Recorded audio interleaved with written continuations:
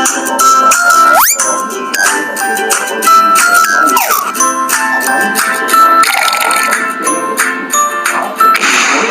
Morning all of you, myself Mohan Bhardwaj. आज हम क्या कर रहे हैं, unit second structure of atom 11th class, rules for electron arrangement in orbitals. ये टॉपिक जो हम आज सीखने वाले हैं आप सबके साथ काफी इम्पोर्टेंट रहता है। जो हमारी नेक्स्ट यूनिट है, यूनिट थर्ड, उसके अंदर भी इसका रोल रहता है। ये बेसिक मान सकते हैं हम 11th क्लास का कि हमें इलेक्ट्रॉनिक कन्फिगरेशन तो आनी ही चाहिए पर्टिकुलर एलिमेंट्स। तो सीखेंगे कुछ हमारे पास क्या होते हैं, रूल्स होते हैं जिनकी हेल्प से हम ये इलेक्ट्रॉनिक कन्फिगरेशन डिफरेंट एलिमेंट्स की सीख सकते हैं। कौन से रूल्स हैं? रूल्स जैसे आप जानते हैं, हमारे पास फर्स्ट है अफबाउ प्रिंसिपल। अफबाउ वर्ड क्या है, जर्मन से लिया गया है, जिसका मीनिंग क्या होता है हमारे पास, जिसका मीनिंग होता है बिल्डिंग अप। क्या मतलब होता है इसका? बिल्डिंग अप, यानी कि किसी चीज को बड़ा करना। तो किस चीज को हम बड़ा कर रहे हैं? यहाँ हम क्या सीख रहे हैं, जो ऑर्बिटल सेल हमारे पास, उनको बढ़ते हुए क्रम में हमें सीखना है कि इलेक्ट्रॉन्स कैसे उनके अंदर आएंगे। क्या बोलता है अफबाउ प्रिंसिपल? इस रूल के अकॉर्डिंग हम ये मानते हैं कि जो इलेक्ट्रॉन्स होते हैं एटम के, वो सबसे पहले आते हैं इसके अंदर जो एम्प्टी ऑर्बिटल होती है, जिनकी एनर्जी क्या होती है, कम होती है। कहने का मतलब क्या है हमारे पास कि जो ऑर्बिटल्स जिनकी एनर्जी कम होती है, सबसे पहले इलेक्ट्रॉन उन्हीं ऑर्बिटल्स के अंदर आएंगे। ये नहीं है कि अपनी मनमर्जी चलेगी, अपनी मनमर्जी नहीं चलती है। पहले जिसकी एनर्जी कम होगी उसी के अंदर क्या होंगे, इलेक्ट्रॉन आएंगे। किसने बोला है ये? अफबाउ नाम के साइंटिस्ट ने बोला है, जो जर्मन का था। फिर आगे क्या बोलता है वो, कि अगर वो ऑर्बिटल्स पूरी भर चुकी है ना, ऑर्बिटल्स की क्या होती है, कुछ क्षमता होती है, कुछ पावर होती है, कुछ कैपेसिटी होती है, उसके अंदर उतने ही तो इलेक्ट्रॉन आएंगे। ये थोड़ी ना कि किसी के अंदर भी 10 भर दो, किसी के अंदर 15 भर दो, किसी के अंदर 18 भर दो, किसी के अंदर 1 भर दो, ऐसे नहीं होता है। एक ऑर्बिटल की क्या होती है, कैपेसिटी होती है, उसके अंदर उतने ही क्या होते हैं, इलेक्ट्रॉन्स आते हैं।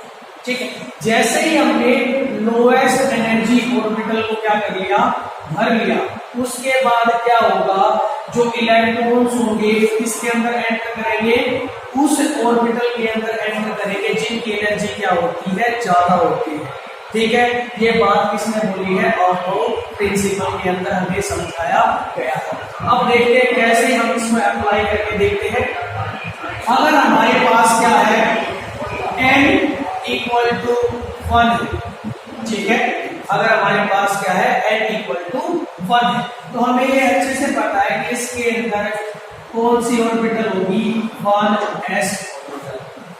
और अगर हमारे पास क्या वैल्यू है, n की वैल्यू कितनी है, 2 है, तो उसके अंदर कौन सी ऑर्बिटल होगी, 2s और 2p। ये दो तरह की ऑर्बिटल्स उसके अंदर। फिर अगर हमारे पास वैल्यू कितनी है, n इज इक्वल टू 3, तो हमारे पास कौन सी ऑर्बिटल्स होगी, 3s, 3p, 3d। ठीक है, अब हमारे पास वैल्यू क्या है, n इज इक्वल टू 4, अब वैल्यू क्या होगी, 4s, 4p, 4d, 4f। और अगर हमारे पास वैल्यू कितनी है, n इज इक्वल टू 5, तो वैल्यू क्या होगी हमारे पास, 5s, 5p, 5d, 5f। और n की वैल्यू कितनी है, 6 है, तो कौन सी होगी, 6s, 6p, 6d, 6s। इस तरह से क्या कर सकते हैं, हम ऑर्बिटल्स को लिख सकते हैं। फिर अब इलेक्ट्रॉन्स कैसे आएंगे, तो हमें ये अच्छे से पता है, जिसकी n की वैल्यू कम होगी, उसकी एनर्जी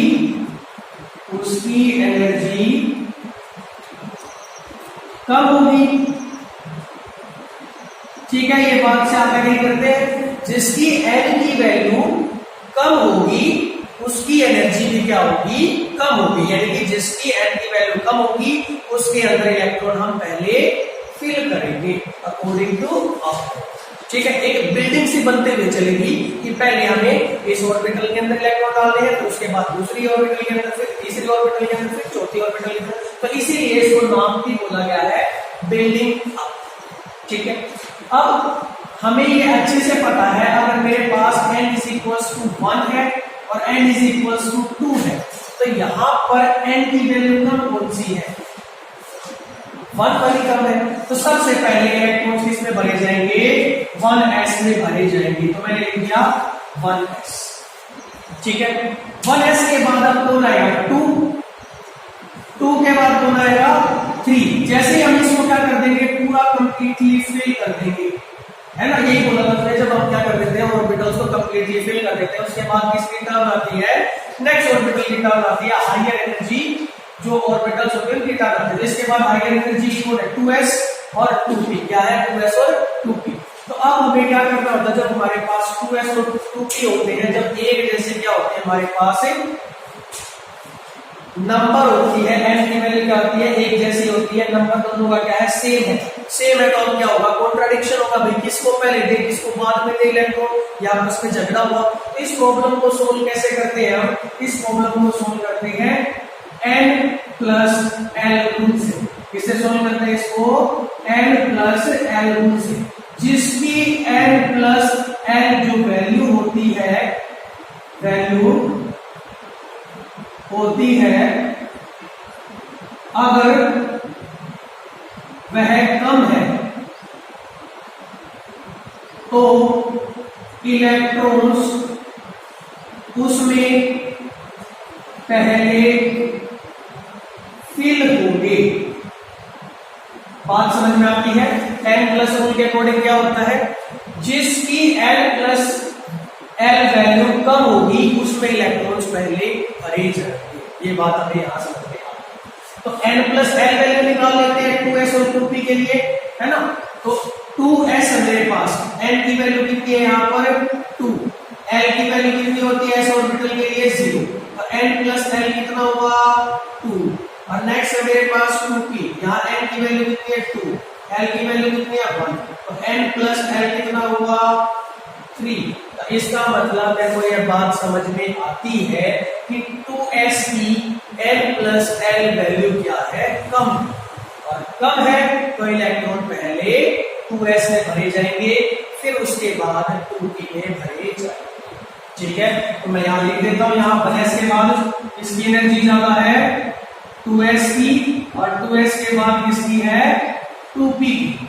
अब मैंने यहां तक इलेक्ट्रॉन को क्या कर चुका हूं, भर चुका हूं। ठीक है, ये मैंने इस तरह से एरो यहां लगाया, पहले ये एरो यहां से गया, फिर इसको हम इस तरह से दिखा देते हैं डॉटेड वे से। किसने क्या किया, अपने आप को रिपीट किया, 2s में इलेक्ट्रॉन जा चुका। ठीक है, उसके बाद किसके अंदर गए, 2s के बाद, 2s के बाद किसमें गए हैं 2p में। तो यहां दिखाया मैंने इस तरह 2s 2p के बाद किसमें जाएंगे, अब n की वैल्यू 3 आ गई, n की वैल्यू 3 आ गई। तो अब मेरे को ये तीनों कंपेयर करने हैं, क्या करने हैं, तीनों कंपेयर करने हैं, किसमें पहले इलेक्ट्रॉन जाएगा किसमें बाद में जाएगा। तो कंपेयर कर लेते हैं हम, कंपेयर करिए। यहां वैल्यू कितनी होगी, जब वैल्यू कंपेयर करते हैं किसके लिए 3s के लिए, n कितना है 3, l की वैल्यू कितनी है 0 है, कितना हो गया l 3 हो गया। और 3p के लिए कितना हुआ, n = 3, l = 1, l + l = 4। और 3d के लिए कितना हुआ, n = 3, है ना। और l की वैल्यू कितनी होती है d के लिए, d ऑर्बिटल के लिए 2। तो n + l कितना हुआ भाई 5 हो गया। तो अब पहले कौन भरा जाएगा, 3 4 5, पहले कौन भरा जाएगा 3 भरा जाएगा। तो मैंने क्या लिख दिया यहां पर 3s लिख दिया। उसके बाद कौन भरा जाएगा, 4 वैल्यू है किसकी है 3p की। तो मैंने यहां लिख दिया 3p। अब कौन आया उसके बाद 3p के बाद 3d। लेकिन जैसे ही मैं 3d की बात करता हूं इसकी बात करता हूँ 3D की, तो n plus L value 3D की कितनी है 5। और अगर उससे पहले मैं कंपेयर करके देखूं किसको 4s को, 4s की अगर मैं क्या निकालूं n प्लस एल वैल्यू निकालूं तो कितनी मिलती है 4 प्लस 0 कितनी होगी 4। इसलिए यहाँ पर हमें क्या भरना होगा, पहले 3b के बाद किसको भरना है, हमें यहाँ पर भरना होगा 4s को भरना होगा।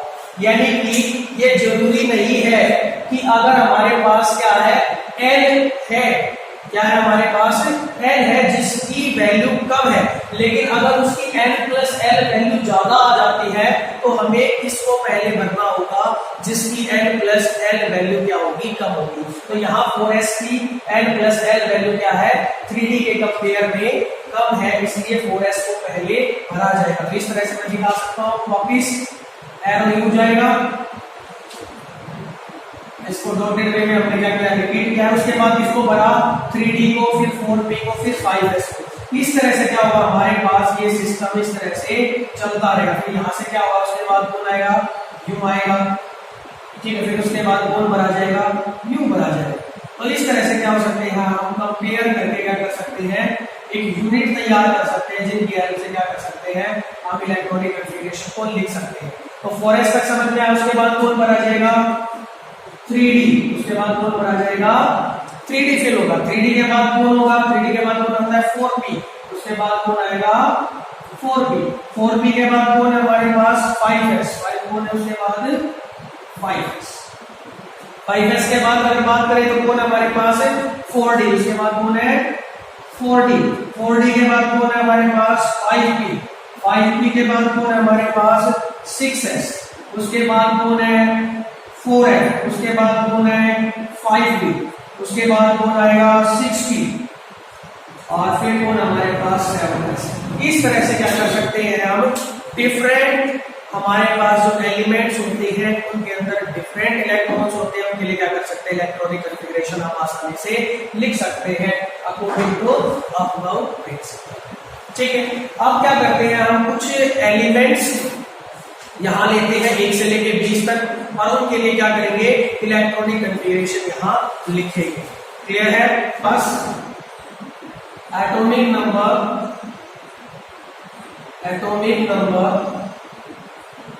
कितना है 1, और एलिमेंट कौन होगा एटॉमिक नंबर 1 के लिए आपको अच्छे से पता है कौन होता है एटॉमिक नंबर 1 के लिए हाइड्रोजन।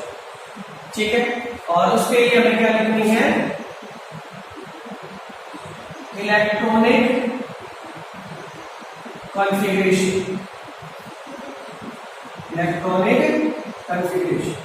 तो आप सबको याद होगा अच्छे से, अभी भी हमने 2 मिनट पहले बनाया था, उसको वापस यहाँ क्या करते हैं फटाफट अरेंजमेंट दिखाए थे आपको। 1s के बाद 2s था, फिर 2p था, 3s, 3p, 3d, फिर कौन था 4s, 4p, 4d, 4f, फिर कौन है 5s, 5p, 5b, 5f, फिर कौन था 6s, 6p, 6d, 6s। ठीक है, फिर हमने क्या किया था, आपको इस तरह से भी याद कर सकते हैं, इस तरह से लिख तो सकते हैं, लिखने में तो कोई प्रॉब्लम होती नहीं है कि भाई एक m की वैल्यू 1 है तो उसके अंदर जो ऑर्बिटल्स है वो क्या है s है, 2 के अंदर क्या है वैल्यू कितनी रहेगी 2 रहेगी, तो 2 उसके अंदर क्या होगी टाइप ऑर्बिटल होगी, एक s होगी, एक p होगी, 3 है तो 3 की होगी, 4 होगी तो 4 टाइप। हमें क्या करना है इस तरह से भी याद रख सकते हैं इसको, जैसे ये एक तीर निकल रहा है, क्या निकल रहा है ये एक तीर निकल रहा है, एक ऑर्बिटल में से निकल रहा है, तो नेक्स्ट टाइम ये अपने आप को क्या करेगा रिपीट करेगा, एक ही में से निकलेगा। अब ये कितने में से निकल रहा है, ये तीर 2 ऑर्बिटल में से निकल रहा है, कितने में से निकल रहा है 2 में से, तो नेक्स्ट ये अपने आप को रिपीट करेगा 2 ऑर्बिटल के अंदर से ही निकलेगा। ठीक है, फिर अब ये तीर कितने में से निकल रहा है 3 ऑर्बिटल्स में, तो नेक्स्ट तीर कितने में से निकलेगा 3 ऑर्बिटल्स में से ही निकलेगा, नेक्स्ट कितने में से निकलेगा ये 4 में से निकलेगा, यहाँ लिखेंगे 7s में, ठीक है, नेक्स्ट वाला भी क्या होगा होगी 4 वाले में से ही निकलेगा। ठीक है, इस तरह से भी क्या कर सकते हैं हम इसको मेमोराइज कर सकते हैं, ट्रिक बना सकते हैं। अगर ट्रिक की वे से आपको याद होता है तो ट्रिक वे में कर सकते हैं, अदरवाइज आप इसको अच्छे से कैसे n plus L value compare करके भी इसको मेमोराइज कर सकते हैं। तो हाइड्रोजन जो हमारे पास एटॉमिक नंबर होता है जो का कितना होता है 1, तो 1 एक इलेक्ट्रॉन बनता है, सबसे पहले किसमें भरे जाएंगे इलेक्ट्रॉन 1s में भरे जाएंगे, तो हम लिखेंगे 1s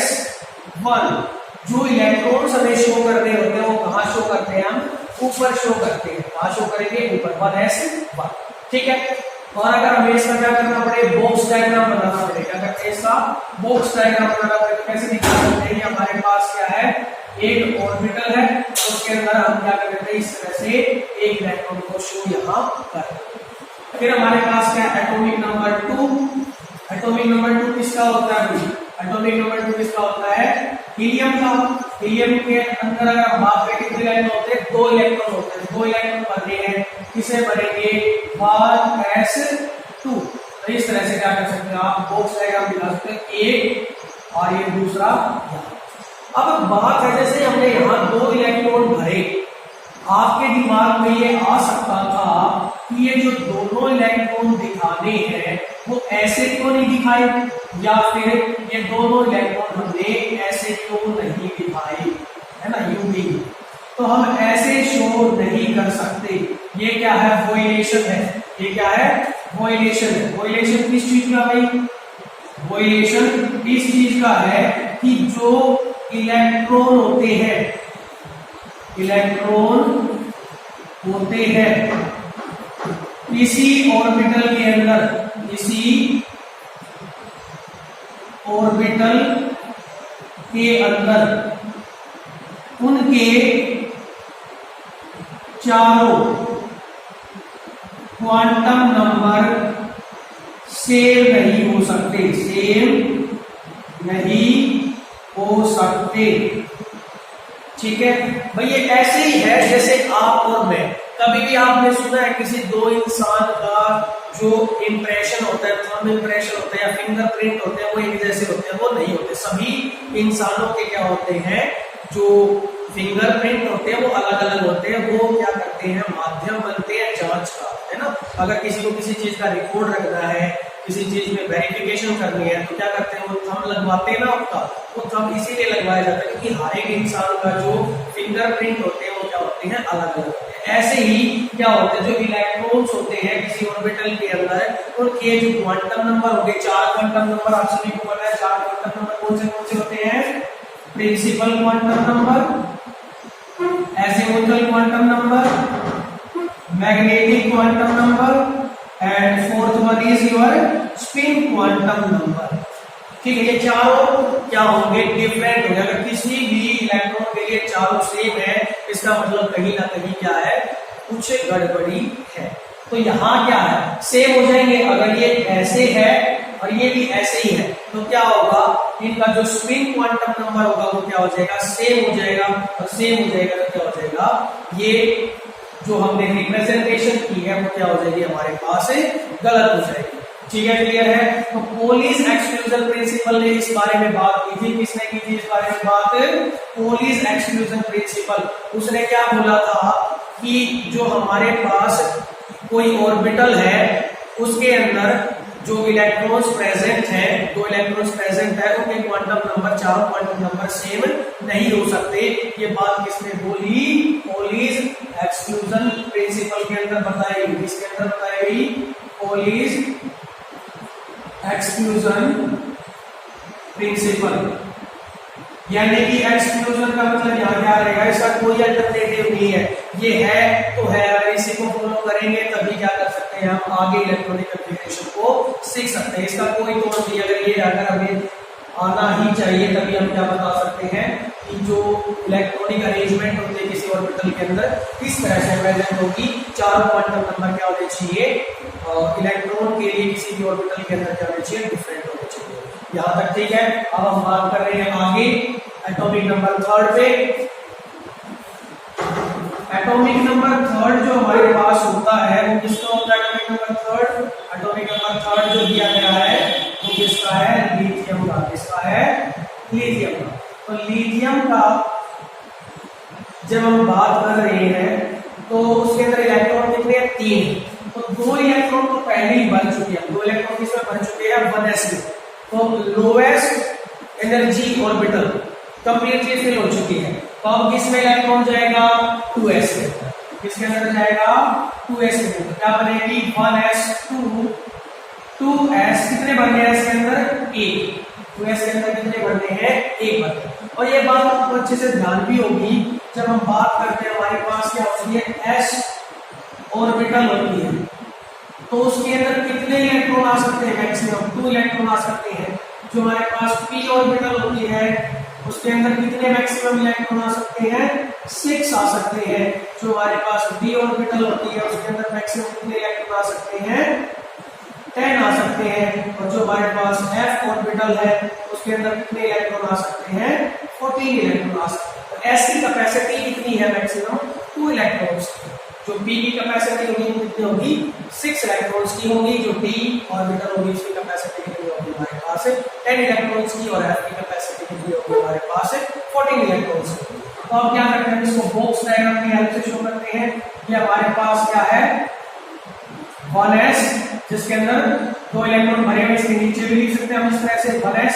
फिर उसके बाद कौन आएगा, 2s के अंदर कितने हैं, 1 इलेक्ट्रॉन ऐसे, ठीक है। अब कौन है हमारे पास, नेक्स्ट एटॉमिक नंबर 4 किसको दिया गया है, बेरिलियम को। तो इसके अंदर कितने बन रहे हैं, 4 इलेक्ट्रॉन, 1s2 2s2। तो अब हमारे पास जो 2s ऑर्बिटल है वो भी कंप्लीटली क्या हो चुकी है, फिल हो चुकी। तो 2s अगर कंप्लीटली फिल हो चुकी है तो इसके बाद नंबर किसका आने वाला है, 2p का नंबर आने वाला है। किसका नंबर आने वाला है, 2p का। तो हमारे पास नेक्स्ट जो एटॉमिक नंबर है 5, वो किसको दिया गया है, बोरोन को। किसको दिया गया है, बोरोन को। तो बोरोन को दिया गया है, कितने इलेक्ट्रॉन्स होते हैं बोरोन में, 5 इलेक्ट्रॉन होते हैं। कॉन्फ़िगरेशन लिखेंगे 1s2 2s2, कितने इलेक्ट्रॉन बच गए, 1 इलेक्ट्रॉन। तो 1 इलेक्ट्रॉन किसमें बनना है, 2p। तो आप लिखेंगे 2p इस तरह से दिखा सकते हैं बॉक्स डायग्राम में। ये हमारे पास 2s और जो p ऑर्बिटल होते हैं उसके अंदर कितने हमारे पास बॉक्स बनते हैं, 3। क्योंकि जो ओरिएंटेशन होती है, क्या होती है, ओरिएंटेशन होती है p ऑर्बिटल की, उसके अंदर क्या मिलती है आपको, px py और pz, है ना। ओरिएंटेशन एक हमारी क्या होती है, x कोऑर्डिनेट की तरफ होती है। जो लॉब्स होती है हमारी, जब हम शेप की बात करते हैं p ऑर्बिटल की कैसे मिलती है, डम्बल शेप मिलती है। और एक हमारे पास py और एक हमारे पास pz, ये डिपेंडिंग अपॉन देयर मैग्नेटिक, ठीक है। ये हमारे पास क्या है, ये हमारे पास 1s में पूरे बन चुके हैं। अब बारी है किसके, 2p के अंदर हमें क्या करना है, एक इलेक्ट्रॉन को फिल करना। हम इसको मॉडिफाई भी लिख सकते हैं, मॉडिफाई फॉर्म में लिखा सकते हैं इस तरह से 1s2 2s2 2px1 2py0 2pz0, इस तरह से भी हम क्या कर सकते हैं, इसको शो कर सकते हैं, ठीक है। नेक्स्ट हमारे पास क्या है, नेक्स्ट हमारे पास है 6 एटॉमिक नंबर। और 6 एटॉमिक नंबर किसका होता है, कार्बन। इसका होता है कार्बन का। कार्बन में कितने, 6 इलेक्ट्रॉन। 6 इलेक्ट्रॉन कर दीजिए 1s2 2s2 2p2, या फिर आपको लिखना है मॉडिफाइड फॉर्म में भी कैसे लिख सकते हैं, 1s2 2s2 2px1 2py1 2pz0। और बॉक्स डायग्राम बनाना तो इस तरह से बना सकते हैं, या आपके पास 1s, या आपके पास 2s, या आपके पास 2p, एक इलेक्ट्रॉन निकाल दीजिए। और 2s और 1s से हमारी कंप्लीटली फिल्ड है। नेक्स्ट क्या हमारे पास 7 किसका है, नाइट्रोजन का। 7 किसका होता है, नाइट्रोजन का। नाइट्रोजन के लिए क्या होता है, इलेक्ट्रॉन्स हमारे पास 7 होते हैं। 7 करते हैं 1s2 2s2 2p3, यानी कि p ऑर्बिटल के अंदर कितने इलेक्ट्रॉन्स हैं, 3 है। कितने हैं, 3 है। 1 2 3, इस तरह से क्या है, सभी के सभी अकेले हैं, सभी के सभी क्या है, अकेले, ठीक है। अब क्या होता है, जब हम बात कर रहे हैं कि इलेक्ट्रॉन्स को हमने अलग अलग ही क्यों रखा, अभी तक किसी के दिमाग में ये बात नहीं आई। जब मैंने यहां बोला 2p1 फिर बोला 2p2, तो क्यों ना आपने यहीं पे पेयरिंग कर दी, क्यों नहीं हम क्या कर सकते थे, जब हमें 2p2 लिखना था तो क्यों नहीं हमने यूं लिखा, क्यों नहीं लिखा, हमने क्या किया, इसको अलग अलग लिखा। ऐसा क्या कारण था, इसके पीछे कारण क्या होता है, हमारा hertz rule of maximum multiplicity. क्या होता है इसके पीछे कारण, hertz rule of maximum multiplicity. Hertz rule के अकॉर्डिंग क्या होता है, hertz rule of maximum multiplicity. ठीक है, फर्स्ट रूल के अकॉर्डिंग क्या होगा कि पहले हमें जो इलेक्ट्रॉन्स होते हैं किसी भी डीजनरेट ऑर्बिटल के अंदर, यानी कि ये जो ऑर्बिटल है यहां p वो कैसी है, डीजनरेट है। डीजनरेट का मतलब क्या होता है, डीजनरेट का मतलब होता है हैविंग सेम एनर्जी, ऐसी ऑर्बिटल्स जिनकी एनर्जी क्या होती है, सेम होती है। तो मैं बात करूं किसकी, px की, py की और pz की। जब हम यहां शो करते हैं तो तीनों की एनर्जी क्या है, सेम। तीनों की एनर्जी क्या रहती है, यहाँ पर सेम रहती है। सेम रहती है तो फिर क्या होगा, हमें hertz rule of maximum multiplicity के अकॉर्डिंग क्या करना पड़ता है, पहले ऑर्बिटल्स को सिंगली फिल्ड करना होता है, यानी कि पहले हर एक के अंदर एक एक इलेक्ट्रॉन को पहुंचाना होता है। उसी के बाद क्या होगी, पेयरिंग हो सकती है। इस तरह से 3 हो गया, 4 हो गए, तब जाके यहाँ पेयरिंग होगी, फिर 5 हो गए तब यहाँ पेयरिंग होगी, 6 होगी तब यहाँ पेयरिंग होगी, तब कंप्लीट। यानी कि पहले क्या होता है, हमें इलेक्ट्रॉन्स को एक एक करके फिल करना होता है। ये नहीं कि हम क्या करते हैं, शुरू में ही पेयरिंग कराते हैं। तो ये किसका पॉल्यूशन हो जाएगा, first rule of maximum multiplicity का पॉल्यूशन हो जाएगा। ठीक है, ये बात हमें समझ में आती है। नाइट्रोजन तक हमने क्या कर लिया, यहाँ इलेक्ट्रॉनिक कन्फिगरेशन को सीखा है। अब आगे बात कर लेते हैं। आगे हमारे पास एटॉमिक नंबर कितना है, 8। एटॉमिक नंबर कितना है, 8। और 8 किसके लिए होता है, 8 किसके लिए होता है, ऑक्सीजन के लिए। 8 किसके लिए होता है, ऑक्सीजन के लिए। ये 8 ऑक्सीजन, यानी कितने इलेक्ट्रॉन बनने हैं, 8 बनने हैं। तो 8 बनेंगे, 1s2 2s2 2p, 4 बन चुके हैं, 4 और बन गए, कितना हो गया, 2p4 हो गया, कितना हो गया, 2p4। अब इसका बॉक्स डायग्राम बना दीजिए। ये 1s, ये 2s, ये हमारे पास क्या है, 2p। कितने हैं इसके अंदर, 1 2 3 और 4। इस तरह से हम शो कर सकते हैं ऑक्सीजन के लिए। नेक्स्ट 9th कौन है हमारे पास, फ्लोरीन। कौन है हमारे पास, फ्लोरीन। फ्लोरीन के अंदर क्या बनेगी, 1s2 2s2 2p5, है ना, 4 और 5 9 हो गए। बॉक्स डायग्राम बना लीजिए, इस तरह से बन जाएगा, कोई डाउट नहीं है।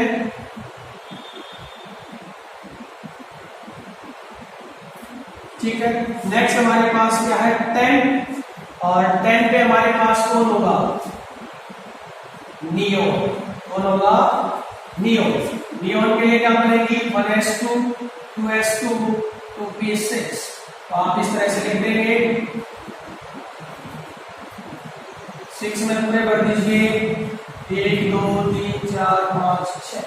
तो क्या कर सकते हैं हम, इस तरह से हर एक एलिमेंट्स के लिए इलेक्ट्रॉनिक कन्फिगरेशन यहाँ लिख सकते हैं। ठीक है, अब आपको समझ में आता है। यहाँ हम क्या कर रहे हैं, आज स्टॉप कर रहे हैं। जो हमारी नेक्स्ट वीडियो होगी उसके अंदर क्या करेंगे, हम एक्सेप्शनल बिहेवियर को स्टडी करेंगे। जो हमारे पास क्या रहते हैं, 21 से लेकर 30 तक एलिमेंट्स जो भी हमारे पास स्कैंडियम से जिंक जिनकी हम बात करते हैं, उनके लिए ट्रिक भी हमारे पास, उनको हम याद कर सकते हैं।